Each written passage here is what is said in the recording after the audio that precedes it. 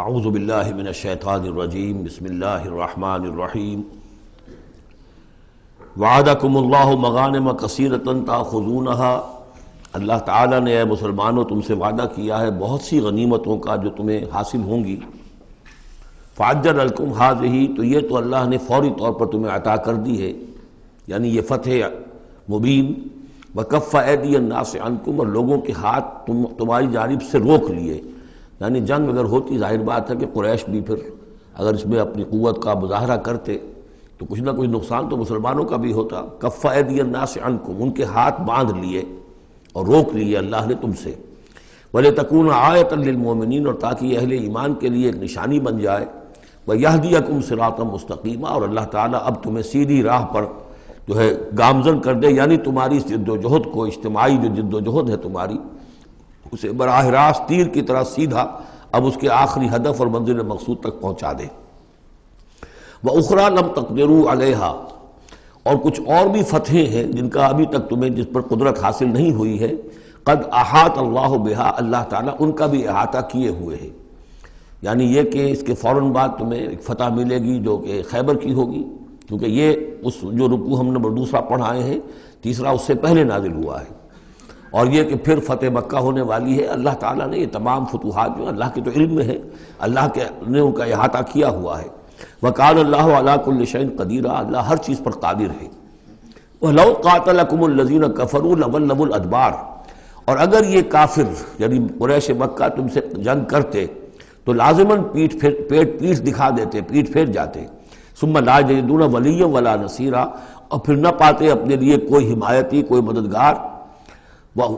سنت اللہ التی قد خلت من قبل، یہ اللہ کی وہ سنت ہے، اس کا دستور ہے، اس کا قانون ہے کہ جو پہلے سے چلا آ رہا ہے، یعنی یہ کہ اللہ تعالیٰ اپنے رسولوں کی مدد کرتا ہے۔ تو اب رسول کے ساتھ اگر وہ جنگ پر آمادہ ہو گئے ہوتے تو یقیناً ان کو پیٹھ دکھانی پڑتی اور شکست ان کا مقدر بنتی۔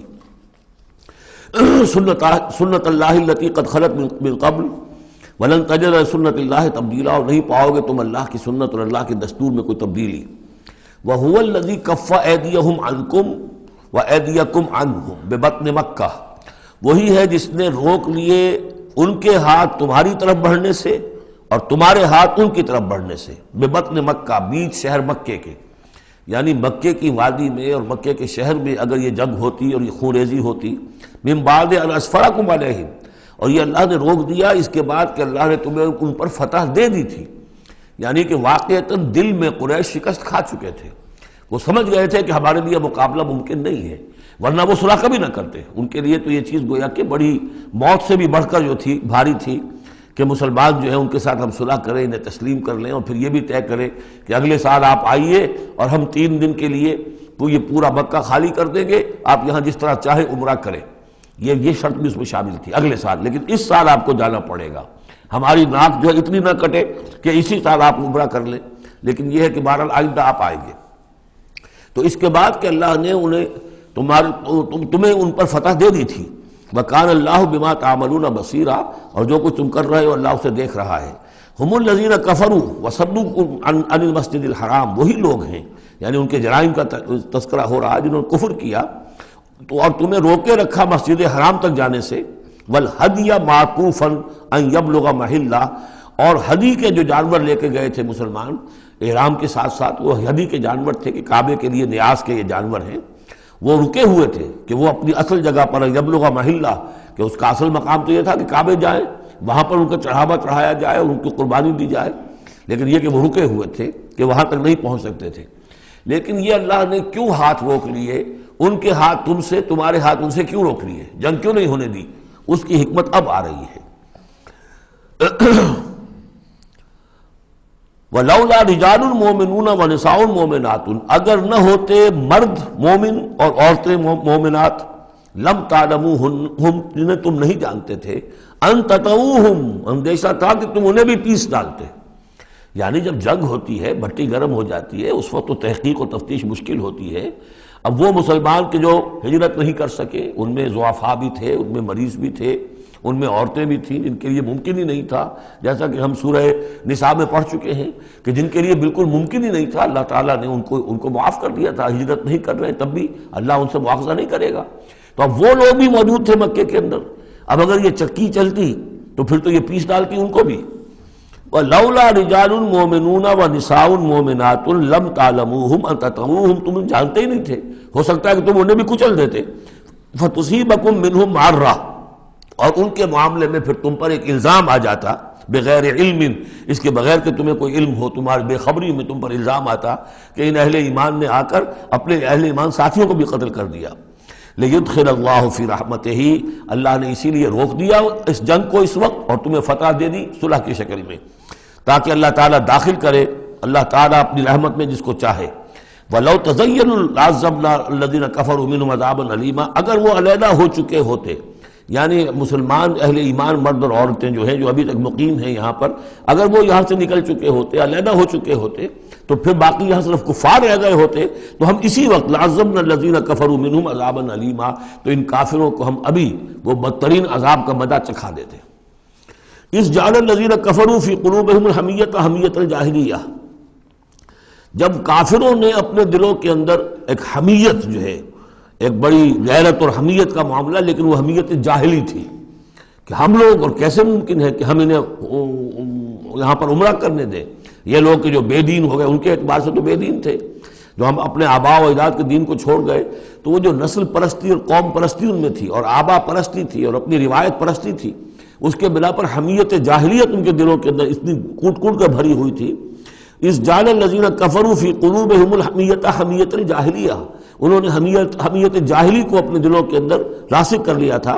فانزل اللہ سکینتہ علی رسولہ وعلی المؤمنین، تو اللہ تعالیٰ نے اپنا طرف سے سکون نازل فرما دیا اپنے رسول پر صلی اللہ علیہ وسلم اور اہل ایمان پر.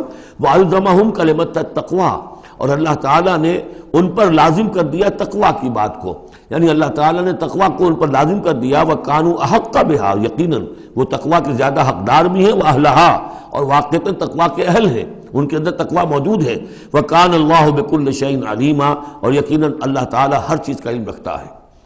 لَقَدْ صَدَقَ اللَّهُ رَسُولَهُ الرُّؤْيَا بِالْحَقِّ، اب ایک شبہ کا ازالہ ہو رہا ہے کہ کچھ لوگوں کو یہ خیال پیدا ہوا ہوگا کہ رسول کا تو خواب بھی سچا ہوتا ہے اور وحی کے درجے میں ہے. حضور نے ہمیں فرمایا تھا کہ میں نے خواب دیکھا کہ ہم عمرہ کر رہے ہیں تو چلو، اور یہاں ہم عمرہ نہیں کر سکے تو رسول کا خواب جھوٹا ہو گیا. یہ اگر شک کسی کے دل میں پیدا ہوا تو اس کو ظاہر کر رہے ہیں کہ رسول کا خواب جھوٹا نہیں ہوا. یعنی یہ کہ اس میں جب حضور سے پوچھا بھی گیا آپ نے تو فرمایا تھا کہ ہم عمرہ کریں گے، تو آپ نے فرمایا تھا یہ میں نے کب کہا تھا کہ اسی سال ضرور کریں گے، عمرہ کریں گے. چنانچہ اگلے سال وہ عمرہ ہوا. سن 7 میں اسے عمرہ قضا کہتے ہیں، جو صلح حدیبیہ میں طے ہو گیا تھا کہ اگلے سال آپ آئیے عمرہ کیجئے، تو عمرہ قضا جو ہے یہ عمرہ چونکہ رہ گیا تھا درمیان میں ہی بند ہو گیا، تو عمرہ قضا، اس عمرے کی قضا اگلے سال جو ہے سن 7 میں آپ نے دی. اور 3 دن تک قریش نے مکے کو خالی کر دیا، پہاڑوں پر چڑھ گئے، اور مسلمان 3 دن تک مکے کے اندر مقیم رہے، انہوں نے اپنے اطمینان سے عمرہ ادا کیا. تو فرمایا لقد صدق اللہ رسولہ الرؤیا بالحق، اللہ نے بالکل سچا دکھایا خواب اپنے رسول کو، اس میں قطعاً کسی جھوٹ کا شائبہ نہیں. لَتَدْخُلُنَّ الْمَسْجِدَ الْحَرَامَ إِنْ شَاءَ اللَّهُ آمِنِينَ مُحَلِّقِينَ رُؤُوسَكُمْ وَمُقَصِّرِينَ لَا تَخَافُونَ، تم اے مسلمانوں لازماً داخل ہوگے مسجد حرام میں انشاءاللہ پورے امن کے ساتھ، آمنین بے کھٹکے، محلقین رؤوسکم ومقصرین، اپنے سروں کو حلق بھی کراؤ گے اور قصر بھی کراؤ گے. سر منڈوا دینا احرام کھولتے ہوئے یہ گویا کہ حلق ہے، اور چھوٹے بال کر دینا یہ قصر ہے. تو محلقین رؤوسکم ومقصرین لا تخافون، اور تمہیں کوئی اندیشہ نہیں ہوگا. یعنی جو ہو گیا اگلے سال کہ بالکل مکہ خالی، کوئی اندیشہ نہیں، کوئی مٹ بھیڑ نہیں، کسی طرف سے کوئی تانا نہیں، کوئی بری بات بھی سننے میں نہیں آئی، اور وہ سب لوگ جو ہیں وہ رہے اپنے پہاڑوں کے اوپر. فعلم ما لم تعلموا، تو اللہ جانتا ہے جو تم نہیں جانتے. فجعل من دون ذلك فتحا قریبا، تو اس کے بعد اللہ تعالیٰ نے ایک بڑی فتح رکھی ہے قریب، یعنی یہ کہ اس کے فوراً بعد اس سے پہلے اس سے ورے، اس لیے کہ اس عمرہ قضا سے پہلے فتح خیبر ہوئی ہے، اور بہت جو مغانم کا تذکرہ ہو رہا ہے اس میں جو غنیمت آئی ہے بہت نمایاں، وہ غزوہ خیبر کی ہے. ایک تو یہ کہ یہودیوں کا گڑھ تھا، بہت مالدار تھے، پھر یہاں سے جو گئے تھے 2 قبیلے نکل کر گئے تھے، وہ بھی اکثر ان میں سے وہیں آباد ہو گئے تھے، تو وہ ان کی بڑی جمعیت تھی وہاں پر، اور یہودی ویسے مالدار ہوتے ہیں. تو وہاں پہ جو غنیمت ملی ہے مسلمانوں کو اس کے طرف اشارہ ہو رہا ہے۔ اللہ تعالیٰ نے اس سے پہلے کہ تم عمرہ قضا ادا کرو اور جب تم داخل ہوگے مسجد حرام، اس سے پہلے جو ہے اللہ تعالیٰ تمہیں فتح دے گا، نصیب کرے گا۔ اب وہ آیت آ گئی، هو الذی ارسل رسولہ بالہدی ودین الحق لیظہرہ علی الدین کلہ، یعنی یہ جو سلسلہ اب جا رہا ہے، صراط مستقیم، سیدھا راستہ کس منزل کی طرف جا رہا ہے؟ دنیا میں مسلمانوں تمہاری جد و جہد کی منزل کیا ہے؟ اللہ کے دین کا غلبہ، اس لیے کہ ہم نے اپنے رسول کو بھیجا ہی اس کام کے لیے۔ یہ سورہ توبہ میں آیت ہم پڑھ چکے ہیں، فرق صرف یہ ہے کہ وہاں پر تھا هو الذی ارسل رسولہ بالہدی ودین الحق لیظہرہ علی الدین کلہ ولو کرہ المشرکون، یہاں آخری حصہ ہے وکفی باللہ شہیدا۔ لیکن سورہ توبہ والی آیت جو کہ تم پھر سورہ صف میں آ جائے گی، وہ بھی اب زیادہ دور نہیں رہی ہے، وہ بھی ہم جلدی پڑھیں گے۔ تو اللہ نے تو بھیجا ہے اپنے رسول کو صلی اللہ علیہ وسلم الہدا دے کر، یعنی قرآن حکیم جو ہدایت کاملہ ہے، نو انسان را پیام آخری حامل او رحمت للعالمین، هو الذی ارسل رسولہ بالہدی ودین الحق، اور دین حق دے کر بھیجا ہے۔ یہ دین کی بات کیجئے، اب دیکھیے الدین، ان اقیم الدین، اللہ کے دین کو قائم کرو۔ ام لہم شرکاء شرعوا لہم من الدین ما لم یأذن بہ اللہ، کیا ان کے شریکوں نے بھی کوئی دین دیا ہے انہیں؟ اللہ نے انہیں دین حق دیا ہے، اور دین حق اس لیے دیا ہے کہ اسے غالب کرے کل کے پورے نظام زندگی کے اوپر، پورے نظام زندگی پر۔ وہی ہے جس نے بھیجا ہے اپنے رسول کو صلی اللہ علیہ وسلم بالہدا، ہدایت دے کر، قرآن دے کر، ودین الحق، اور سچا دین، حق دین، عادلانہ نظام زندگی دے کر، لیظہرہ علی الدین کلہ، تاکہ وہ غالب کریں اسے کل کے کل نظام زندگی پر، وکفی باللہ شہیدا، اور کافی ہے اللہ مدد کے لیے۔ عام طور پر ترجمہ یہاں پر گواہ کا کیا گیا ہے، آپ نے دیکھا ہوگا، لیکن یہاں اس لفظ شہید کا مطلب جو مدد کے ہے۔ اس کے لیے یہ کہ نوٹ کیجئے جو سورہ بقرہ کے تیسرے رکوع میں آیا تھا، فَإِن كُنتُمْ فِي رَيْبٍ مِّمَّا نَزَّلْنَا عَلَىٰ عَبْدِنَا فَأْتُوا بِسُورَةٍ مِّن مِّثْلِهِ وَادْعُوا شُهَدَاءَكُم مِّن دُونِ اللَّهِ إِن كُنتُمْ صَادِقِينَ، بلا لو اپنے مددگاروں کو اللہ کے سوا اگر تم سچے ہو۔ تو چونکہ اصل میں شہیدہ کے معنی تو ہے حاضر ہونا، شہیدہ یشہدو، کسی کی موجودگی اور حاضری، جو موجود ہوتا ہے وقوع پر وہی صحیح گواہی دینے کا اہل ہے، اس لیے اس کے معنی گواہی کے پیدا ہو گئے، اور جو موجود ہو وہی آپ کی مدد بھی کر سکتا ہے، اس لیے اس کے معنی مددگار کے بھی ہیں۔ آپ کا کوئی دوست ہے، بڑا آپ کا بہی خواہ ہے، لیکن جب آپ پر کوئی ستم ہو رہا تھا، ظلم ہو رہا تھا، زیادتی ہو رہی تھی، وہ موجود ہی نہیں تھا بیچارہ، وہ کیا کرے گا؟ آپ کی مدد نہیں کر سکتا۔ تو مددگار بھی معنی ہے لفظ شہید کے۔ وَكَفَى بِاللَّهِ شَهِيدًا، اللہ کافی ہے مددگار کی حیثیت سے۔ محمد الرسول اللہ والذین معہ، یہ وہ جماعت ہے جو اس بیعت کی بنیاد پر وجود میں آئی ہے۔ نوٹ کر لیجئے اس بات کو، یہ بیعت کے تذکرے کے ساتھ اب یہ آیت آ رہی ہے۔ محمد الرسول اللہ صلی اللہ علیہ وسلم ایک بیعت تو وہ لیتے تھے کہ جو کوئی ایمان لاتا تھا، ایمان کی بیعت، لیکن جو آپ نے اہل مکہ سے کبھی نہیں لی، بلکہ وہاں تو جس نے بھی کہہ دیا اشہد ان لا الہ الا اللہ واشہد ان محمد رسول اللہ، کوئی فارمل ڈیکلریشن، کوئی اور اس کے لیے کوئی سمبولک کوئی اقدام نہیں تھا، الا یہ کہ کوئی باہر سے آتا تھا تو بیعت ہوتی تھی۔ اس کے بعد آپ نے بیعت مکے میں دو لی ہیں، بیعت عقبہ اولیٰ، بیعت عقبہ ثانیہ۔ اور بیعت عقبہ ثانیہ کی بیعت وہ ہے کہ جس سے اب وہ ایک جماعتی شکل بنی ہے، اس لیے کہ اس کے الفاظ کیا ہیں؟ متفق علیہ روایت ہے، یہ بخاری اور مسلم دونوں میں، راوی اس کے حضرت عبادہ بن صامت رضی اللہ تعالیٰ عنہ۔ وہ بیعت کیا تھی؟ بایعنا رسول اللہ صلی اللہ علیہ وسلم علی السمع والطاعۃ فی العسر والیسر والمنشط والمکرہ وعلی عثرۃ علینا وعلی لا ننازع الامر اہلہ وعلی ان نقول بالحق اینما کنا لا نخاف فی اللہ لومۃ لائم۔ ہم نے بیعت کی تھی اللہ کے رسول سے کہ آپ کا ہر حکم سنیں گے اور مانیں گے، اطاعت کریں گے، فی العسر والیسر، خواہ مشکل ہو اور خواہ آسانی ہو، والمنشط والمکرہ، خواہ ہماری طبیعت آمادہ ہو، خواہ ہمیں اپنی طبیعتوں پر جبر کرنا پڑے، وعلی عثرۃ علینا، خواہ ہم پر دوسروں کو ترجیح دی جائے۔ ہم کبھی نہیں کہیں گے کہ ہم آپ کے پرانے ساتھی ہیں، آپ نے بالکل ایک نووارد کو ہمارے اوپر امیر کیسے مقرر کر دیا، نہیں، اٹس یور پریروگیٹو، یہ آپ کا اختیار ہوگا، جس کو آپ چاہیں امیر بنائیں۔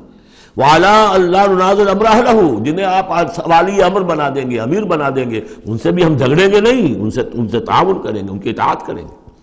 جیسے کہ ایک اور حدیث میں حضور نے فرمایا، من اطاعنی فقد اطاع اللہ ومن عصانی فقد عصی اللہ، جس نے میری اطاعت کی اس نے اللہ کی اطاعت کی، اور جس نے میری نافرمانی کی اس نے اللہ کی نافرمانی کی۔ ومن اطاع امیری فقد اطاعنی، جس نے میرے مقرر کردہ امیر کی اطاعت کی اس نے میری اطاعت کی۔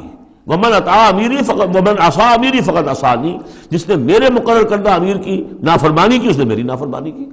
اب ظاہر بات ہے جب جماعتی زندگی ہوتی ہے تو ایک ہی امیر نہیں ہوتا، اب ایک فوج ہے، ایک سپہ سالار ہے، لیکن اور چھوٹے چھوٹے جو اس کے حصے ہیں، میمنہ پر کوئی اور ہے، میسرہ پر کوئی اور ہے، اب قلب پر کوئی اور ہے، چھوٹے چھوٹے کمانڈرز بھی تو ہیں، چھوٹی سی کمپنی ہے، پلاٹون ہے، پھر بٹالین ہے، بٹالین سے اوپر بھی ریجیمنٹ ہے، ہر جگہ پر جو ہے اس کے جو آفیسرز موجود ہیں، جو کمانڈرز موجود ہیں، ان سب کا سلسلے وار سب اطاعت کا نظام اگر نہیں ہوگا تو وہ فوج کہاں ہوئی؟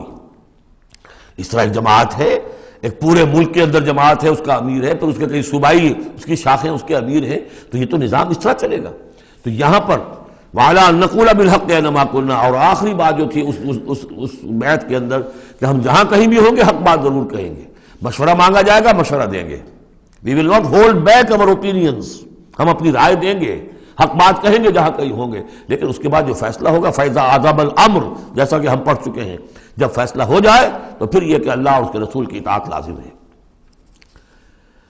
تو فرمایا یہ محمد رسول اللہ والذین معہ کی جو جماعت بنی ہے اس شکل میں، اس قتال کے مرحلے کے شروع ہونے سے پہلے، منہج انقلاب نبوی میں اقدام کا مرحلہ جب آیا ہے، پیسو ریزسٹنس جب ایکٹیو ریزسٹنس میں چینج ہو رہی ہے، تو اب وہ ایک نظم جماعت کی شکل ہے، اور وہ بیعت عقبہ ثانیہ کی بنیاد پر وجود میں آیا۔ محمد رسول اللہ والذین معہ اشداء علی الکفار رحماء بینہم، اللہ کے رسول، یہ اس میں دو طرح ترجمے اس کے کیے جاتے ہیں، محمد اللہ کے رسول ہیں، یہ ایک جملہ پورا ہو گیا، والذین معہ اشداء علی الکفار رحماء بینہم، اور جو ان کے ساتھ ہیں وہ کافروں پر بہت بھاری ہیں اور آپس میں بہت رحم دل ہیں۔ اور ایک ترجمہ یہ بھی ہے کہ محمد رسول اللہ والذین معہ، یہ سب مل کر مبتدا بنی، اللہ کے رسول محمد اور جو ان کے ساتھ ہیں، ان سب کی شان یہ ہے کہ اشداء علی الکفار رحماء بینہم، وہ کفار کے حق میں بڑے سخت ہیں لیکن آپس میں بہت رحم دل ہیں، رحیم ہیں، شفیق ہیں۔ یہ ہم پڑھ چکے ہیں سورہ مائدہ میں بھی، اذلۃ علی المؤمنین اعزۃ علی الکافرین، اہل ایمان کے حق میں وہ بہت ہی نرم خو ہو، حلقہ یاراں تو بریشم کی طرح نرم، رزم حق و باطل ہو تو فولاد ہے مومن۔ یہ شان جو ہے بندہ مومن کی قرآن مجید میں دو جگہ آئی ہے۔ تراہم رکعا سجدا یبتغون فضلا من اللہ ورضوانا، تم دیکھو گے ان کو کبھی سجدے میں گرے ہوئے ہوں گے اور کبھی رکوع کر رہے ہوں گے، وہ اپنے رب کے فضل کے متلاشی رہتے ہیں ہر دم ہر آن، اور اللہ کی رضا چاہتے ہیں۔ سیماہم فی وجوہہم من اثر السجود، اور ان کی جو نشانی ہے وہ ان کے چہروں میں جو اثرات پیدا ہوتے ہیں سجدے سے۔ سجدے سے عام طور پر تو خیال یہ ہوتا ہے کہ یہی جو گھٹا پڑ جاتا ہے یہی سجدے کا نشان ہے، لیکن اس کے علاوہ بھی نمازیوں کے چہرے میں ان کی نماز کی ایک کیفیت ہوتی ہے، نورانیت ہوتی ہے کہ جو ان کے چہروں کے اندر موجود ہوتی ہے۔ ذالک مثلہم فی التوراۃ، یہ ہے ان کی مثال اور تمثیل جو تورات میں آئی تھی، ومثلہم فی الانجیل، اور انجیل میں جو ان کی مثال دی گئی تھی وہ یہ ہے کزرع اخرج شطأہ، جیسے ایک کھیتی وہ اپنا پٹھا نکالتی ہے، فآزرہ، پھر اسے گاڑھا کرتی ہے، فاستغلظ، اور فاستوى، اس کو مضبوط کرتی ہے اور پھر اسے گاڑھا کرتی ہے، فاستوى علی سوقہ، پھر اپنی نال پر کھڑی ہو جاتی ہے۔ چھوٹی سی کوئی کوپل پھوٹتی ہے، پھر وہ بڑھتی ہے، نرم سی ہے، پھر ذرا اس کا جو تنا بنتا ہے اس کے اوپر پھر کھڑی ہو جاتی ہے سیدھی۔ یہ جس طریقے سے درجہ بدرجہ یہ جو زراعت ہو رہی ہے، یہ کھیتی ہو رہی ہے، اس کا نتیجہ کیا نکلتا ہے؟ یعجب الزراع، جو زراعت کرنے والا ہے، جو کاشتکار ہے اسے بڑی بھلی لگتی ہے، آیا آج دیکھا اپنی کھیتی کو اپج آئی ہے، نکل آئی ہے، اس کے بعد یہ کہ بڑھ رہی ہے، پک رہی ہے، اب کھیتی لہرا رہی ہے، اس کے اوپر سٹے آ گئے ہیں۔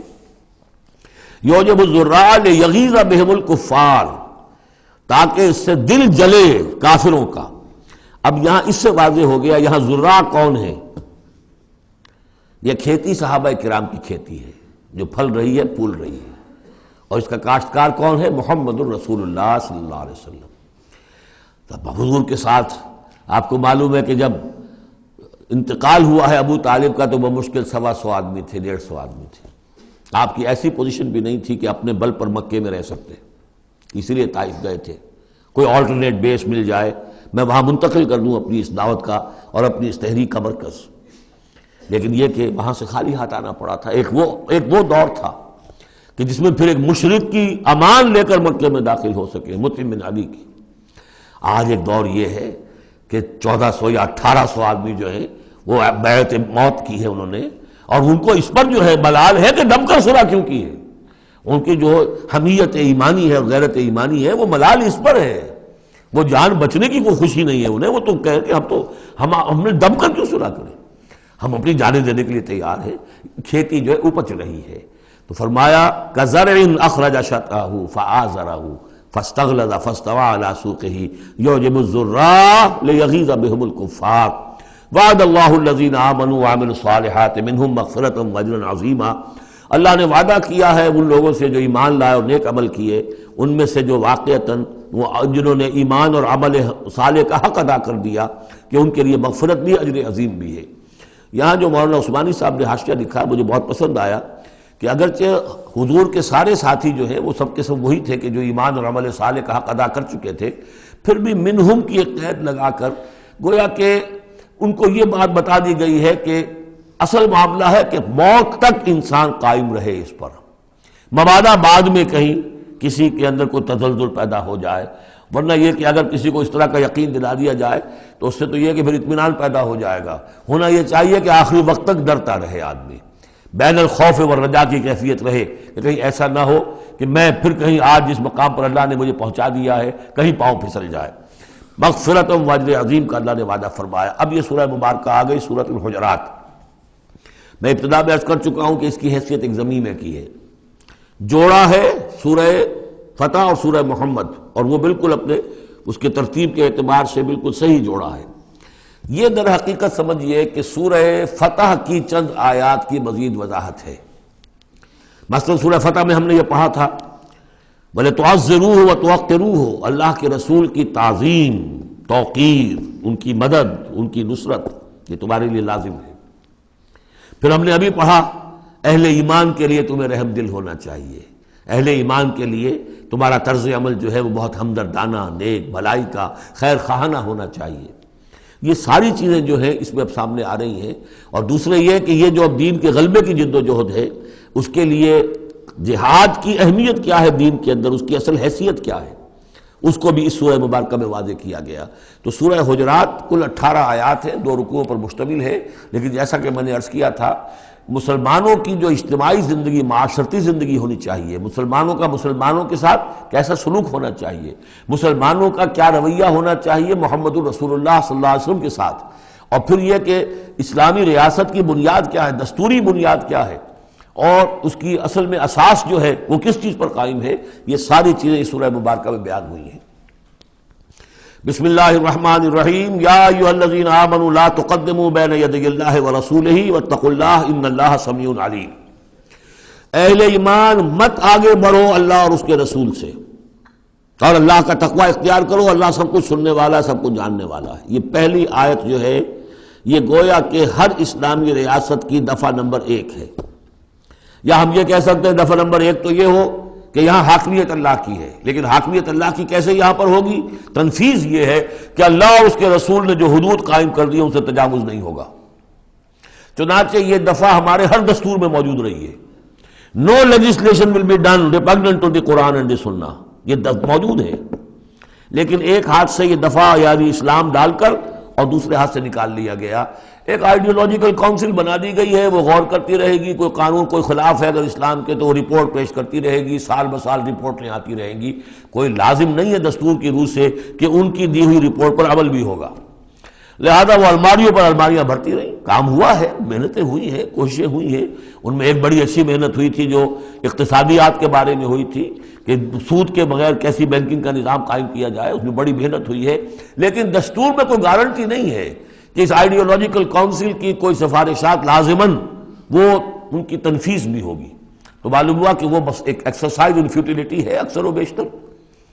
تو فرمایا پہلی بات تو یہ طے کر لو کہ اللہ کا حکم اور اس کے رسول کا حکم، کتاب اور سنت، no legislation can be done here repugnant to the book of Allah Quran and the Sunnah of the profit صلی اللہ علیہ وسلم۔ یہ ہے اصل الاصول، یہ ہے دفعہ، کہ اس دفعہ سے اب یہ ریاست اسلامی بن گئی کہ جو بھی لیجسلیٹو باڈی آپ بنائیں، اسے آپ پارلیمنٹ کہیں، اسے مجلس ملی کہیں، اسے آپ کانگریس جو چاہیں کہیں، اس کی لیجسلیٹو اتھارٹی جو ہے وہ لمیٹڈ ہے، limited by the injunctions of the Quran and the Sunnah. اس دائرے کے اندر اندر وہ قانون سازی کر سکتے ہیں، اس لیے کہ اس دائرے کے اندر اندر جو کچھ ہے وہ مباح ہے، اور مباح کے اندر آپ اکثریت کے ساتھ فیصلہ کر لیجئے۔ کسی دعوت میں آپ کر رہے ہیں، مہمان بلا رہے ہیں، اس میں مشروب کون سا سرو کیا جائے، اس میں روح افزا شربت پلایا جائے یا کوئی 7 اپ پلایا جائے یا کیا کیا جائے، اب اس کو اب وہ بھی مباح ہے، وہ بھی مباح ہے، اب کثرت رائے سے فیصلہ کر لیجیے۔ لیکن کثرت رائے کیا 100% رائے بھی اللہ کے کسی حکم میں ترمیم نہیں کر سکتی، وہ تو دائرہ ہے، اس دائرے کے اندر اندر رہنا ہے، جس کو کہ ایک حدیث سے حضور نے بہت عمدگی سے واضح کیا ہے۔ آپ نے فرمایا مثل المومن کا مثل الفرس فی عقیتہ، مومن کی مثال ایسی ہے جیسے کہ گھوڑا جو بندھا ہوا ہے کھوٹے کے ساتھ۔ ظاہر بات ہے مومن میں جو اللہ کو مانتا ہے تو اللہ کے حکم سے بندھ گیا، رسول کو مانتا ہے رسول کے فرمان سے بندھ گیا، قرآن کو مانتا ہے تو قرآن کے احکام سے بندھ گیا۔ تو ایک آدمی وہ ہے مادر پدر آزاد ہے، نہ اللہ کو جانے نہ رسول کو جانے نہ کسی آسمانی ہدایت کو مانے، وہ جو چاہے قانون بنائے، وہ سوڈمی کو بھی جائز قرار دے دیں، ہومو سیکسولیٹی کو بھی جائز قرار دے دیں، 2 مردوں کی شادی کو جائز قرار دے دیں، لیگل سٹیٹس دے دیں، ان کی مرضی ہے جو چاہے کریں، لیکن مسلمان تو پابند ہوتا ہے۔ تو پہلی یہ آیت جو ہے انتہائی اہم ہے، اور گویا کہ اس کی ترجمانی ہے جو پاکستان کے دستور میں وہ الفاظ لکھے ہوئے ہیں، No legislation can be done here repugnant to the Quran and Sunnah. یا ایھا الذین آمنوا لا تقدموا بین یدی اللہ ورسولہ واتقوا اللہ ان اللہ سمیع علیم۔ اس کے بعد جو آ رہی ہیں 4 آیتیں، یہ خاص طور پر حضور کے ساتھ کیا طرز عمل ہونا چاہیے۔ دستوری بنیاد اسلامی ریاست کی یہ آ گئی، اللہ اور اس کے رسول کے احکام کی اطاعت، لیکن ایک ہماری ثقافت، ہماری تہذیب، ہمارے کلچر کی ایک بنیاد ہے، اور وہ بنیاد کیا ہے؟ حضور کی تعظیم، حضور سے محبت، حضور کے نقش قدم کی پیروی، آپ کے سرتابی نہ کرنا، آپ کے آواز کے مقابلے میں اپنی آواز بلند نہ کرنا۔ اب یہ آرام یہ ہے وہ توقروہ و تعزروہ، یہ گویا کہ اس کی شرح ہے۔ یا ایھا الذین آمنوا لا ترفعوا اصواتکم فوق صوت النبی، اہل ایمان اپنی آواز کبھی بلند نہ کرنا نبی کی آواز پر، ولا تجہروا لہ بالقول کجہر بعضکم لبعض، اور جس طرح تم آپس میں بلند آواز سے ایک دوسرے سے بات کر لیتے ہو، ایسی حرکت کوئی نبی کے ساتھ نہ کر بیٹھنا۔ ان تحبط اعمالکم، مبادا تمہارے سارے اعمال حبط ہو جائیں۔ تم سمجھو گے میں نے کوئی گناہ کبیرہ تو نہیں کیا ہے، میں نے چوری نہیں کی، ڈاکہ نہیں ڈالا، زنا نہیں کیا، کچھ نہیں کیا، لیکن نہیں، گستاخانہ طرز عمل نبی کی شان میں یہ تمہارے سارے کاموں کو حبط کر دے گا، اکارت کر دے گا۔ وانتم لا تشعرون، تمہیں پتہ بھی نہیں چلے گا۔ ان الذین یغضون اصواتهم عند رسول اللہ اولئک الذین امتحن اللہ قلوبهم للتقوی، ایک چیز کو ایک منفی انداز میں بھی کہا، اب یہ کہ مثبت انداز میں، شاباش دینے کے انداز میں، بے شک وہ لوگ جو اپنی آوازیں پست رکھتے ہیں رسول اللہ کے سامنے، یہی وہ لوگ ہیں کہ جن کے دلوں کو اللہ نے چن لیا ہے، امتحان کر کے جانچ پرکھ کر چن لیا ہے، اختیار کر لیا ہے تقوی کے لیے۔ اب ان کے دلوں میں اللہ تعالیٰ تقوی زیادہ سے زیادہ پیدا کر دے گا۔ لہم مغفرۃ واجر عظیم، ان کے لیے مغفرت ہے اور بہت بڑا اجر ہے۔ ان الذین ینادونک من وراء الحجرات اکثرهم لا یعقلون، یہ بھی ایک سوء ادب تھا، اور یہ ویسے بھی عام معاشرت کے اعتبار سے بھی سوء ادب ہے۔ وہ لوگ آتے تھے بدو باہر سے، اب حضور کا اپنے معمولات تھے، کس وقت آپ کو برآمد ہونا ہے اپنے حجرے سے، اور وہ باہر سے کھڑے ہو گئے، یا محمد اخرج علینا، آئیے ذرا باہر تشریف لائیے۔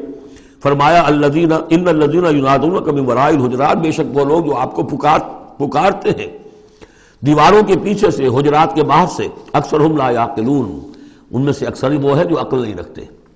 وَلَوْ أَنَّهُمْ صَبَرُوا، اگر وہ صبر کرتے حتیٰ تخرج الیہم، کہ آپ خود برآمد ہوتے اپنی حجرے سے، تشریف لاتے باہر، لَكَانَ خَيْرًا لَهُمْ، یہ ان کے حق میں بہت بہتر تھا۔ وَاللَّهُ غَفُورٌ رَحِيمٌ، اللہ غفور اور رحیم ہے۔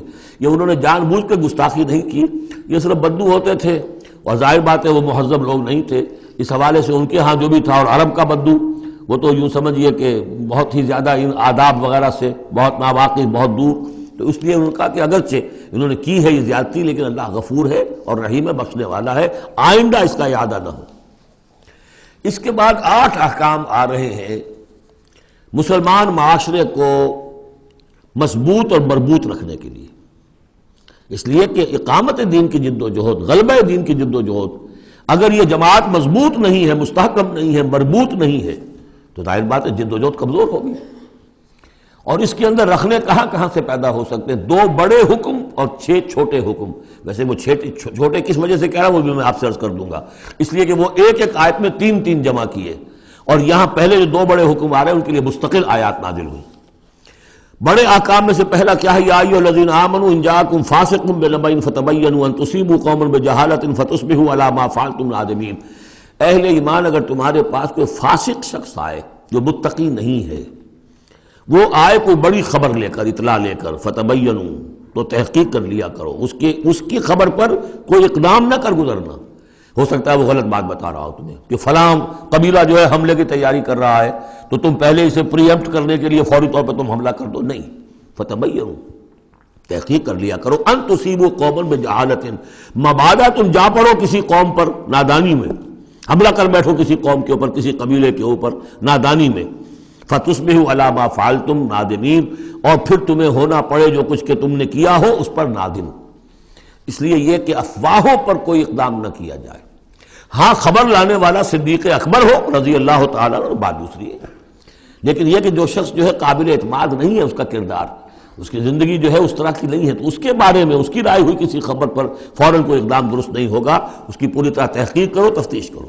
اور ایسا ہی ہوتا ہے اکثر و بیشتر کہ یہ جو افواہوں کے اوپر اقدام کر دیے جاتے ہیں، ان سے بڑے بڑے جھگڑے شروع ہو جاتے ہیں، بڑی بڑی جنگیں شروع ہو جاتی ہیں۔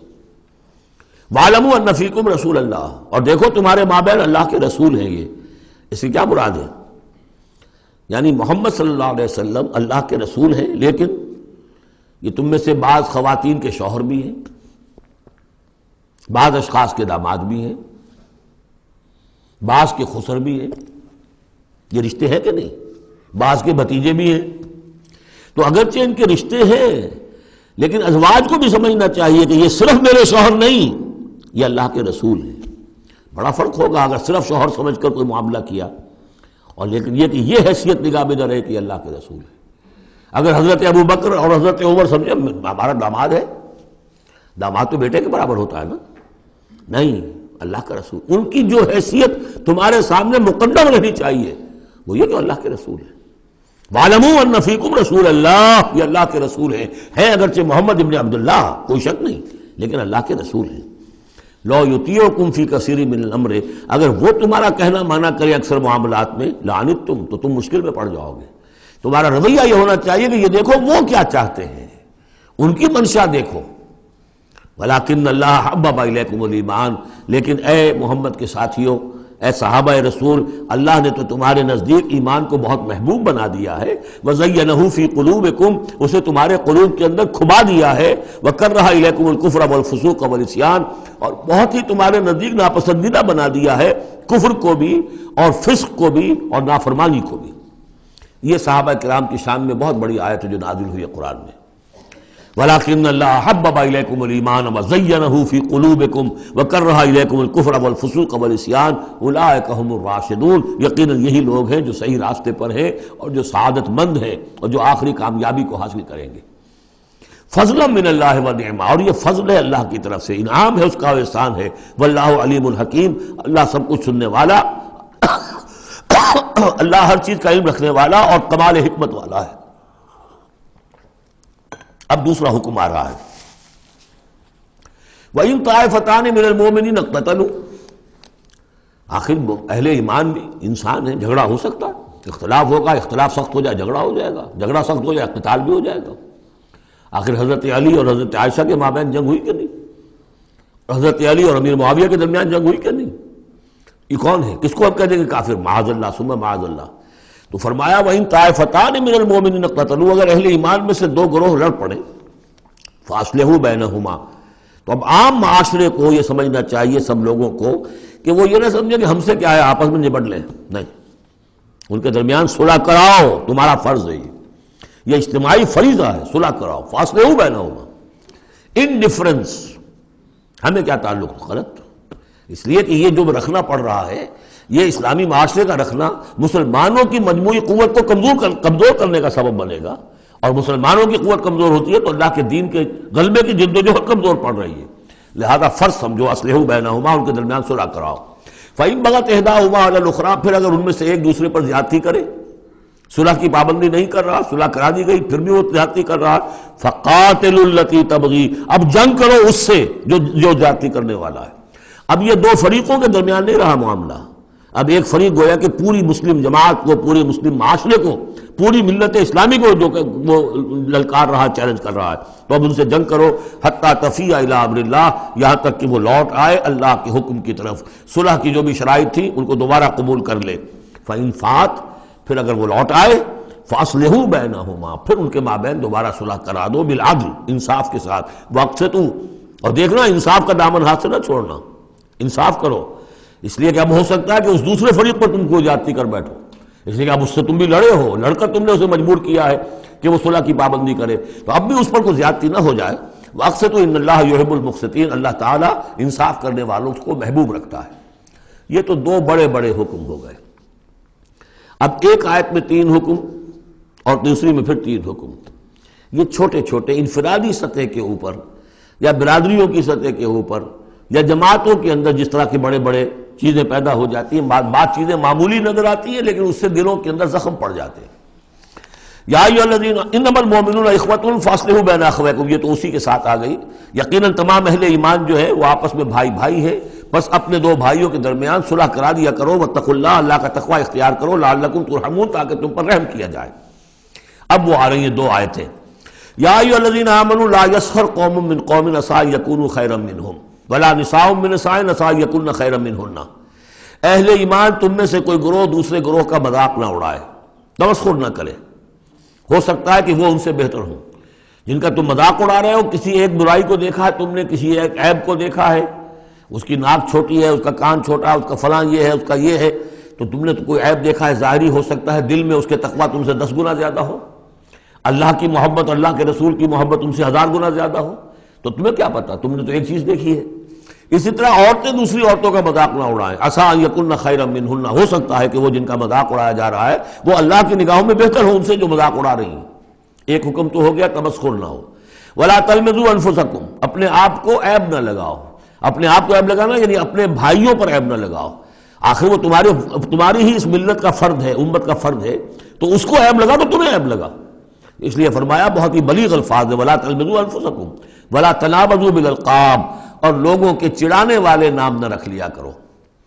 کسی جماعت کا نام کچھ اور ہے، اس کو چڑانے کے لیے نام کچھ اور رکھ لیا گیا ہے، یا اور کسی فرد کے لیے، کسی گروہ کے لیے، تو یہ جو ہے ایک دوسرے کے اوپر اس طریقے سے ڈال دینا اور نام ان کے اوپر کہ جو ان کو پسندیدہ نہیں ہے، یہ 3 کام ہو گئے، ایک آیت میں روکا گیا۔ اس کی وجہ سے اکثر ایسا ہوتا ہے، کبھی ایک دوست آپ ایک خاص قسم کا مذاق اس سے کر رہے ہیں یا کسی لفظ سے اس کو چھیڑتے ہیں، 100 دفعہ وہ سن لیتا ہے، کوئی اثر نہیں ہوتا، کسی وقت کوئی عجیب کیفیت ہوتی ہے اس کی کہ اس کے دل میں جا کر زخم کی طرح لگ جاتا ہے اور پھر وہ دل کا رشتہ ٹوٹ جاتا ہے، اور ایک ایسی جو ہے اس کے اندر گرا پڑ جاتی ہے، پھر کھولے نہیں کھل سکتی۔ لہذا محتاط رہو۔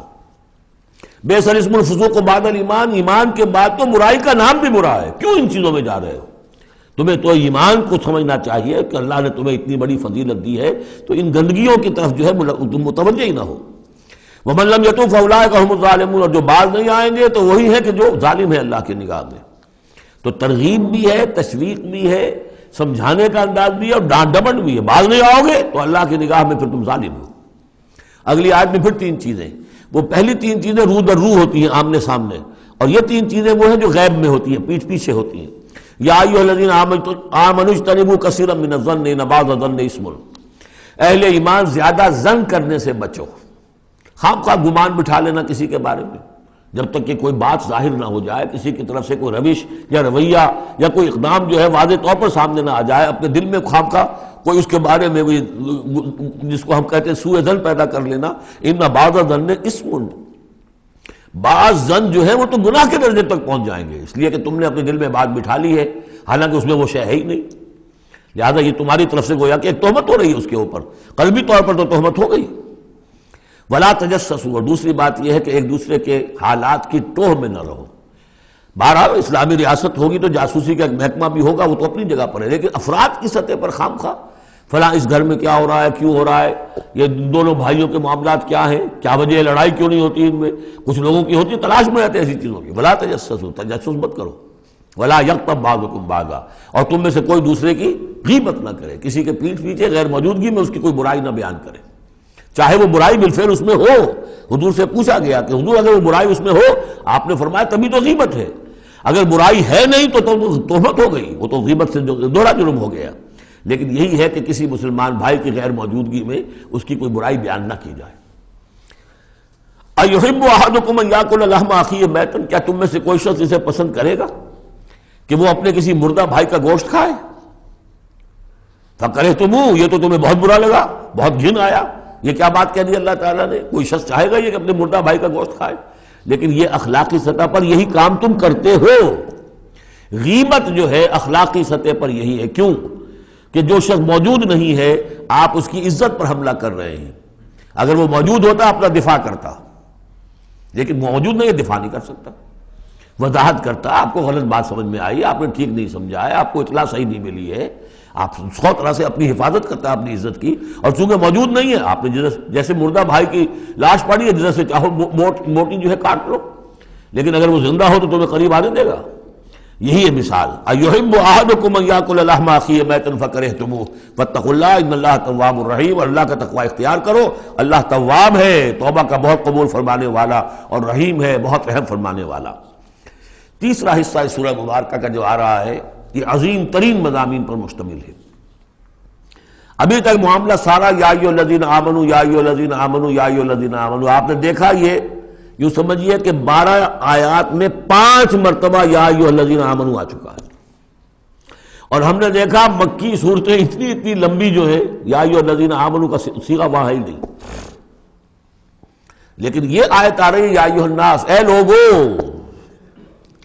لوگو انا خلقناکم من ذکر و انثی، اے لوگو ہم نے تمہیں پیدا کیا ہے، تم سب کو، چاہے مومن ہو چاہے غیر مومن ہو، چاہے مسلمان ہو چاہے کافر ہو، تم سب کو ہم نے پیدا کیا ہے من ذکر و انثی، ایک مرد اور ایک عورت سے۔ حضرت آدم اور حوا کی اولاد ہو تم۔ وجعلناکم شعوبا وقبائل لتعارفوا، اور ہم نے تمہیں بنا دیا ہے قوموں میں تقسیم کر دیا اور قبیلوں میں تاکہ ایک دوسرے کو پہچانو۔ یہ رنگ کا فرق، نسل کا فرق، اور یہ شکل و شبہات کا فرق، یہ جو بھی انسان کے نقوش ہیں ان کا فرق، زبانوں کا فرق، یہ قوموں اور قبیلوں میں جو فرق اور امتیاز ان نے ڈالا ہے تاکہ پہچان سکو۔ سارے انسان ایک ہی رنگ کے، ایک ہی شکل و صورت کے، ایک ہی معلوم ہوتا کہ سانچہ ہے فیکٹری کا، اسی میں سے سب بنے چلے آ رہے ہیں، ایک ہی زبان بولتے تو پہچانتے کیسے ایک دوسرے کو؟ یہ سارا ہے صرف پہچان کے لیے، یہ نہیں ہے کہ فلاں نسل اعلیٰ ہے، فلاں گھٹیا ہے، فلاں اونچی ہے، فلاں نیچی ہے۔ جیسا کہ آپ نے خطبہ دیا تھا جو آخری خطبہ ہے حجۃ الوداع کا، لا فضل لعربی علی عجمی ولا لعجمی علی عربی ولا لاحمر علی اسود ولا لاسود علی احمر الا بالتقوی، کسی عربی کو، کسی عرب کو عجمی پر کوئی فضیلت نہیں، کسی عجمی کو کسی عرب پر کوئی فضیلت نہیں، کسی سرخ رو کو کسی سیاہ فام پر کوئی فضیلت نہیں، کسی سیاہ فام کو کسی سرخ رو پر کوئی فضیلت نہیں۔ ہاں فضیلت ہے تو تقوی کی بنیاد پر ہے۔ ایچ جی ویلز نے اپنی history of a concise history of the world میں یہ پیسج کوٹ کر کے لکھا کہ اگرچہ اس سے پہلے بھی تاریخ انسانی میں human fraternity, equality and freedom, انسانی حریت و اخوت و مساوات کے واس تو بہت کہے گئے، لیکن یہ ہے کہ تاریخ انسانی میں یہ ماننا پڑتا ہے کہ پہلی مرتبہ ان اصولوں پر بالفعل ایک معاشرہ قائم کیا محمد نے صلی اللہ علیہ وسلم۔ حالانکہ دشمن ہے، اس نے حضور کی سیرت پر حملے کیے ہیں بالکل وہی اسی طرح کے جیسے رشدی نے کیے ہیں۔ رشدی نے ذرا انداز اور زیادہ گھناؤنا استعمال کیا چونکہ وہ تو فکشن اس نے ایک طور سے بنائی ہے، لیکن اس نے وہ تاریخ لکھ رہا تھا تو اس طرح کا انداز تو نہیں ہے، لیکن باتیں وہی کہی ہیں۔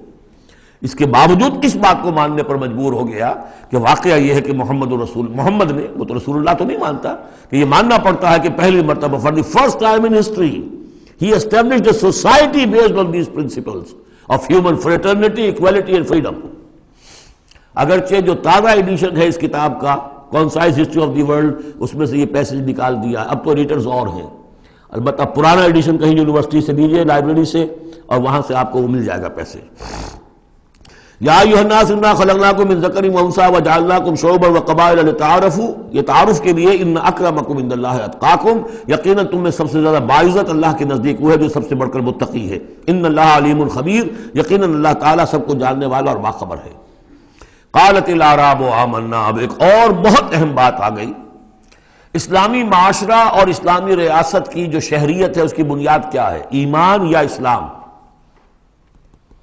ایمان تو دل میں ہے، چھپی ہوئی شے ہے، ویریفائبل نہیں ہے یا نہیں ہے، کیسے معلوم ہوگا؟ دنیا میں جو آپ کو قانون بنانا ہے، دنیا میں جو معاشرہ بنانا ہے، دنیا میں جو ریاست بنانی ہے، اس میں کون شامل ہوگا؟ اس کی ساری بنیاد اسلام پر ہے، ایمان پر نہیں ہے۔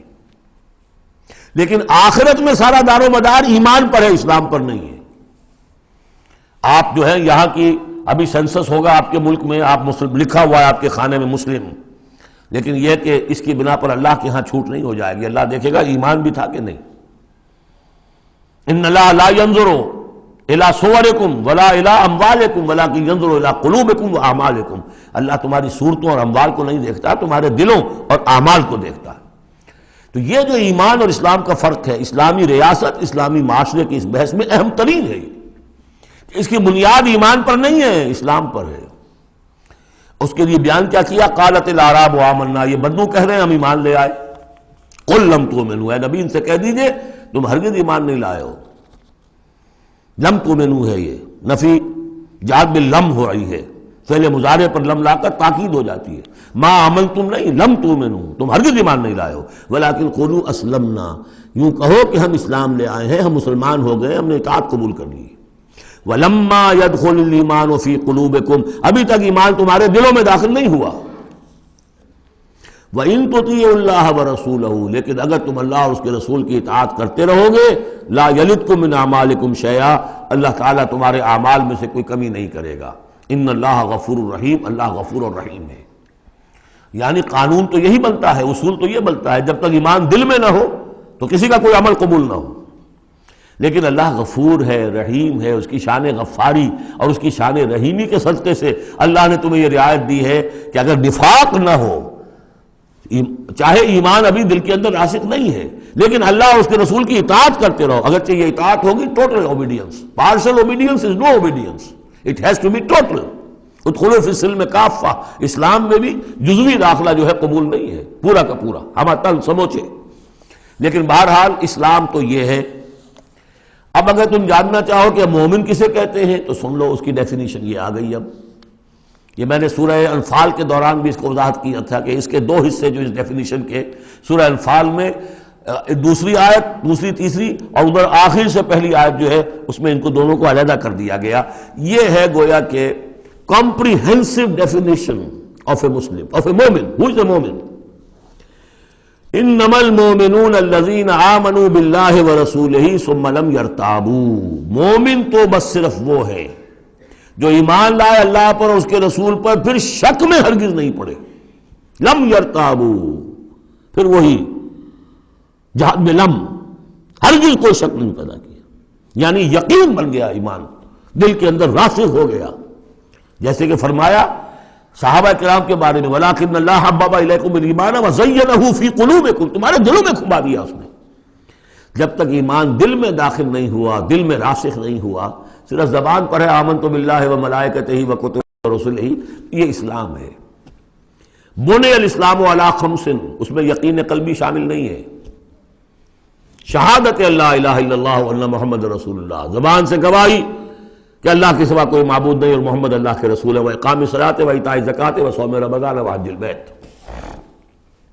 اس لیے کہ ایمان ذرا کسی اور شے کا نام ہے۔ وہ ایمان کیا ہے؟ اس کے دو حصے کر دیے۔ اب یہ اس شہادت سے نیچے یقین قلبی والی بات ایڈ ہو جائے اور ادھر عمل میں جہاد ایڈ ہو جائے تو 7 چیزیں ہوں گی تو اب یہ مومن شمار ہوگا۔ 5 چیزیں تو اسلام کو تو ہونی ہے۔ مومن جو ہے وہ مسلم تو ہوگا ہی لا محالہ، لیکن اس سے اوپر کی منزل ہے تو 2 چیزیں اور بڑھ جائیں گی۔ وہ کیا ہے؟ انما المؤمنون الذين آمنوا بالله ورسوله ثم لم يرتابوا وجاهدوا باموالهم وانفسهم في سبيل الله، اور جہاد کریں اپنے مالوں کے ساتھ اور اپنی جانوں کے ساتھ اللہ کی راہ میں۔ اولئک هم الصادقون، یہ لوگ ہیں جو سچے ہیں، دعوی ایمان میں سچے ہیں۔ کہنا آسان ہے آمنت باللہ وملائکتہ وکتبہ، لیکن واقعتاً ایمان ہے یا نہیں اس کا جائزہ لے لو۔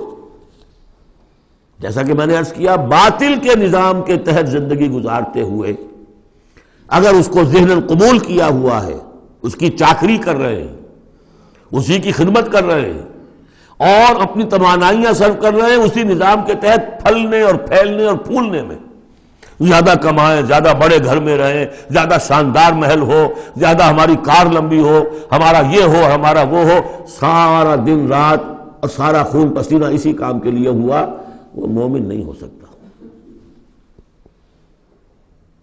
غلبہ باطل کے تحت انڈر پروٹیسٹ رہنا پڑے گا، ایسے رہنا ہوگا جیسے کہ جیل میں انسان رہتا ہے، الدنیا سجن المومن و جنت الکافر، اور یہ کہ اپنی توانائی میں سے منیمم سبسسٹنس لیول پر جو آپ کے وجود کو برقرار رکھنے کے لیے ناگزیر ہو، اس حد تک تو اپنے وقت اور توانائی اور اپنی قوت اور صلاحیت میں لگائے آپ اپنے اور اپنے اہل و عیال کی ضروریات پوری کرنے کے لیے۔ باقی سارا وقت، ساری صلاحیت، ساری قوت اللہ کے دین کو غالب کرنے کی جد و جہد، نظام باطل کو جڑ سے اکھیڑ کر پھینک کر اور اللہ کے دین کو قائم کرنے کی جد و جہد۔ اگر یہ نہیں ہے، اگر یہ نہیں تو بابا پھر سب کہانیاں ہیں، پھر یہ اسلام کا دعویٰ ہے۔ اسلام تو ہے، مانے گے تم دنیا میں تم مسلمان عورت سے شادی کر سکتے ہو، مسلمان باپ کی وراثت تمہیں مل جائے گی، قانونی حقوق سارے تمہارے مسلمانوں کے ہوں گے، اسلامی ریاست میں تم مکمل شہری شمار ہو جاؤ گے، لیکن مومن شمار نہیں ہوگے اللہ کے ہاں۔ قالت الاعراب، یہ آیات تو ایسی ہیں کہ یہ یاد کر لیجئے آج کی رات۔ قالت الاعراب آمنا قل لم تؤمنوا ولكن قولوا اسلمنا، معلوم ہوا علیحدہ کر دیا ہے، بالکل واحد مقام ہے یہ قرآن مجید کا جس میں اسلام اور ایمان کو یوں کر دیا علیحدہ، کہ ایک گروہ ایسا بھی تھا جس کے بارے میں کہا گیا ایمان تمہارے دلوں میں تاحال داخل نہیں ہوا۔ البتہ اس آیت سے بعض لوگوں کو یہ مغالطہ ہو جاتا ہے کہ یہ منافقین کی بات نہیں ہے، اس لیے کہ منافقین کا تو کوئی عمل قبول نہیں اللہ کے ہاں۔ یہاں کہا جا رہا ہے کہ اگر تم اللہ اور اس کے رسول کی اطاعت کرتے رہو گے اللہ تمہارے اعمال میں کوئی کمی نہیں کرے گا۔ تاریخی پس منظر سمجھ لیجئے، جب اللہ تعالیٰ نے عرب میں حضور کو غلبہ عطا کر دیا، اذا جاء نصر اللہ والفتح ورأیت الناس یدخلون فی دین اللہ افواجا، اب ظاہر بات ہے کہ تمام قبائل کے اندر بیٹھ کر مشورے ہوئے، it's no use continuing resistance, اب تو بہرحال فیصلہ کن فتح محمد کو ہو گئی ہے، اب ہم مقابلہ نہیں کر سکتے، کوئی اور راستہ نہیں، جاؤ اور جا کر وفد بھیجو اور اطاعت قبول کر لو اور اسلام قبول کر لو۔ تو وہ اطاعت بھی تھی اسلامی ریاست کی، ساتھ ہی اسلام قبول کرنا بھی تھا کہ ہم نے مان لیا جی، اس لیے کہ وہاں سے تو الٹیمیٹم آ چکا تھا جو سورہ توبہ میں ہم پڑھ چکے ہیں کہ یہ صرف 4 مہینے کی مہلت ہے، اس کے بعد اگر تم ایمان نہ لائے تو فَإِذَا انْسَلَخَ الْأَشْهُرُ الْحُرُمُ فَاقْتُلُوا الْمُشْرِكِينَ حَيْثُ وَجَدتُّمُوهُمْ، تو اس کے بعد ایمان لانا ان کے لیے لازم تھا اگر رہنا عرب کے اندر۔ لیکن یہ کہ ان میں 3 طرح کے لوگ تھے، ایسے بھی یقیناً تھے جو خلوص دل سے ایمان لائے، ایسے بھی لوگ تھے جو دھوکہ دینے کے لیے ایمان لائے، جان بچانے کے لیے۔ یہ 2 ہو گئی ویلیوز، پازیٹو اور نیگیٹو۔ بیچ میں پازیٹو اور نیگیٹو کے مابین ایک زیرو لیول آتا ہے۔ زیرو لیول وہ تھا کہ دل میں نہ دھوکے کی نیت ہے نہ حقیقتاً ایمان دل میں پیدا ہوا ہے، لیکن اسلام لے آئے، ٹھیک ہے ہم تیار ہیں، وہ ہے جن کا ذکر کیا جا رہا ہے۔ قالت الاعراب آمنا قل لم تؤمنوا ولكن قولوا اسلمنا، تم یہ کہو کہ ہم اسلام لے آئے، ولما يدخل الايمان في قلوبكم، ابھی تک ایمان تمہارے دلوں میں داخل نہیں ہوا۔ وَإِن تُطِيعُوا اللَّهَ وَرَسُولَهُ لَا يَلِدْكُم مِّنْ أَعْمَالِكُم شَيْئًا، اگر اللہ اور اس کے رسول کی اطاعت کرتے رہو گے اللہ تمہارے عمل میں سے کچھ بھی گھٹائے گا نہیں، کم نہیں کرے گا، بلکہ آگے چل کر یہ بات واضح ہو جائے گی کہ اگر اللہ اور اس کے رسول کی اطاعت کرتے رہو گے تو ایمان بھی تمہارے دلوں میں پیدا ہو جائے گا، اس لیے کہ ایمان سے عمل صالح پیدا ہوتا ہے اور عمل صالح سے بھی ایمان پیدا ہوتا ہے۔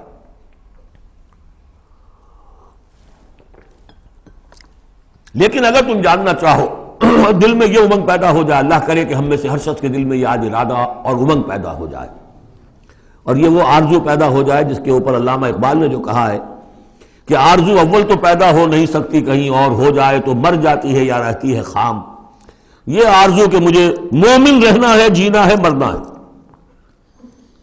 یہ آرزو اول تو پیدا مشکل سے ہوتی ہے اور ہو جائے تو معاشرہ اس کو غذا نہیں دیتا، ہر 4 طرف سے اس کے خلاف آپ پر دباؤ پڑنا شروع، دماغ خراب ہو گیا، پاگل ہو گیا، فینیٹک ہے، یہ اپنا کیریئر چھوڑ رہا ہے، یہ اپنا کاروبار برباد کر رہا ہے، وہ فلاں یہ کر رہا ہے، تو ماحول جو ہے، ماحول میں آکسیجن نہ ہو تو پودا کیسے پروان چڑھے گا؟ تو اس لیے بہت مشکل کام ہے، الا یہ کہ خلوص نیت اور عزم مصمم ہو تو اللہ تعالیٰ کی طرف سے خصوصی توفیق اور تحصیل ہوتی ہے۔ تو آج آپ اس کو سامنے رکھ کر دل میں یہ آرزو لے کر اٹھیے کہ یہ ایمان اس ڈیفینیشن پر ہمیں پورے اترنا ہے۔ وہ ڈیفینیشن کیا ہے؟ انما المؤمنون الذین آمنوا باللہ ورسولہ ثم لم یرتابوا وجاہدوا باموالہم وانفسہم فی سبیل اللہ اولئک ھم الصادقون۔ اس آیت کے شروع اور آخر دونوں میں اسلوب حصر ہے، مومن صرف وہ ہیں جو ایمان لائے اللہ پر، اس کے رسول پر، پھر شک میں ہرگز نہیں پڑے، ان کے دل میں اس ایمان نے یقین کی شکل اختیار کر لی اور پھر انہوں نے جہاد کیا اللہ کی راہ میں، کھپائے اس میں اپنے مال بھی اپنی جانیں بھی، یہی لوگ حقیقت میں سچے ہیں اپنے دعوی ایمان میں۔ اللہم ربنا اجعلنا منہم، اللہم ربنا اجعلنا منہم۔ یہی صادقون ہیں جن کے بارے میں سورہ توبہ میں ہم آیت پڑھ کر آئے ہیں، کونوا مع الصادقین، صادقین کے ساتھ ہو جاؤ۔ تلاش کرو کوئی صادقین ہے دنیا میں اس وقت کہ نہیں۔ اور حضور نے یہ خبر دی ہے، لا تزال فی امتی طائفۃ قائمین علی الحق، میری امت میں ہمیشہ ایک گروہ ضرور موجود رہے گا جو حق پر قائم ہوگا۔ تلاش کرو اسے، اور تلاش کر کے کونوا مع الصادقین، ان میں شامل ہو، ان کے ساتھ شامل ہو جاؤ، ان کے دست و بازو بنو۔ ظاہر بات ہے جمعیت کے بغیر، جماعت کے بغیر وہ اقامت دین کیسے ہوگی؟ وہ اظہار دین الحق علی الدین کلہ کیسے ہوگا؟ محمد رسول اللہ والذین معہ حزب اللہ بن گئے تھے، تبھی تو دین قائم ہوا نا۔ اب وہ ساری کیفیات جو سورہ حجرات میں آئیں، قل اتعلمون اللہ بدینکم، اب یہ نوٹ کر لیجئے، جن لوگوں کے دلوں میں وہ ایمان نہیں تھا، وہ اسلام لانے پر حضور پر اپنے احسان جتایا کرے، حضور دیکھیے ہم تو لڑے بھڑے بغیر اسلام لے آئے، تو ہمارا تو حق زیادہ ہونا چاہیے۔ وہ ہماری ہریانے کی زبان میں یہ کہاوت ہے، تھوتھا چنا باجے گھنا، وہ چنا جو اندر سے کھوکھلا ہو چکا ہو اس کی آواز زیادہ ہوتی ہے، برتن خالی ہوگا تو آواز کھنکھنانے کی آتی ہے، برتن کے اندر پانی پڑا ہوا ہو تو پھر اس طرح کی آواز نہیں آتی۔ تو ایمان سے خالی تھے، اس لیے وہ اپنی ایمان کے دعوے ذرا زیادہ کرتے تھے۔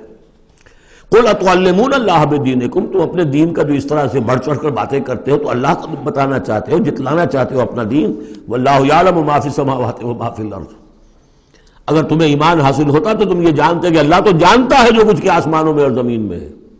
ایک بندہ مومن کے لیے تو یہ کہنے کی ضرورت ہی نہیں، واللہ بکل شیء علیم، اللہ تو ہر چیز کا علم رکھتا ہے۔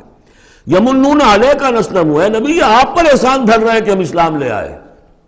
قل لا تمنوا علی اسلامکم، اے نبی سے کہہ دیجئے مجھ پر اپنے اسلام کا کوئی احسان مت دھرو، بل اللہ یمن علیکم، بلکہ اللہ تم پر احسان دھرتا ہے، ان ہداکم للایمان ان کنتم صادقین، کہ اس نے تمہیں ایمان کے راستے پر ڈال دیا ہے اگر تم سچے ہو۔ جب اسلام پر آ گئے ہو تو ایمان کے راستے پر چڑھ گئے ہو، اگر سچے ہو گے تو اب ایمان تمہارے اندر پیدا ہو جائے گا۔ اطاعت رسول کرتے رہو گے، اطاعت اللہ الہی کرتے رہو گے، نمازیں پڑھو گے، روزے رکھو گے، زکوٰۃ دو گے خوش کے ساتھ، تو ان اعمال کی بدولت ان کی نورانیت تمہارے قلوب کے اندر اترے گی اور اس سے تمہارے اندر ایمان پیدا ہو جائے گا۔ دیکھیے یہاں لفظ اسلام آیا تھا، پھر یمنون علیک ان اسلموا، یہ آپ پر احسان دھر رہے ہیں کہ وہ اسلام لے آئے۔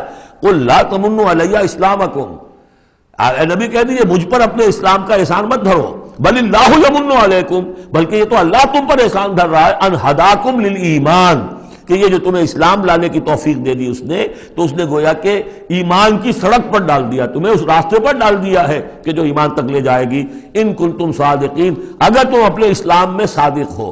ہاں اسلام منافقانہ لائے ہو تو بات اور ہے، دل میں عداوت ہے، دشمنی ہے، صرف جان بچانے کے لیے اگر نیت یہی ہے تو پھر تو ظاہر بات ہے کہ نہ اسلام ہے اور نہ ایمان ہے، اگرچہ قانون پھر بھی مسلمان مانے جائیں گے۔ منافقین بھی آخری وقت تک مسلمان مانے گئے، منافقین جو ہے یہاں تک کہ رئیس المنافقین عبداللہ ابن ابی کی نماز جنازہ حضور نے پڑھائی ہے۔ یہ تو غزوہ تبوک کے بعد ہوا، پھر کہ منافقین کو ننگا بھی کیا گیا اور مسجد جو انہوں نے بنائی تھی مسجد ضرار وہ گرا بھی دی گئی، وہ سب کچھ ہوا بعد میں ہوا، پہلے نہیں۔ غزوہ تبوک تک کا معاملہ یہ تھا کہ پردہ پڑا ہوا تھا۔ بل اللہ یمن علیکم ان ہداکم للایمان ان کنتم صادقین ان اللہ یعلم غیب السماوات والارض، یقیناً اللہ تعالیٰ جانتا ہے آسمانوں اور زمین کی تمام چھپی ہوئی چیزیں، غائب اور غیب اللہ کے علم میں ہے، واللہ بصیر بما تعملون، اور جو کچھ تم کر رہے ہو اللہ اسے دیکھ رہا ہے۔ بارک اللہ لی ولکم فی القرآن العظیم ونفعنی وإیاکم بالآیات والذکر الحکیم۔